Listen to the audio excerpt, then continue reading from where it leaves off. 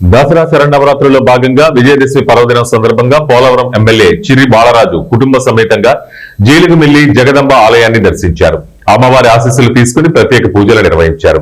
ఈ సందర్భంగా ఎమ్మెల్యే చిర్రి బాలరాజు మాట్లాడుతూ దసరా పర్వదినం అధర్మంపై ధర్మం, అసత్యంపై సత్యం సాధించిన విజయానికి ప్రతీకగా నిలుస్తుందని తెలిపారు.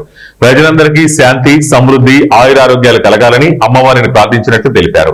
అలాగే సమాజంలో న్యాయం, సత్యం, సమానత్వం నెలకొనేలా ప్రతి ఒక్కరూ కృషి చేయాలని ఎమ్మెల్యే పిలుపునిచ్చారు.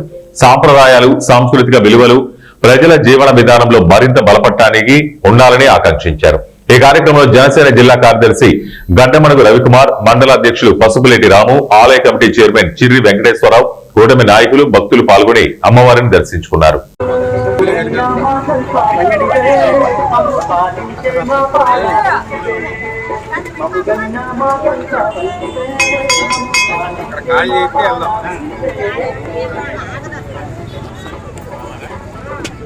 అక్కడ పాపం వాళ్ళు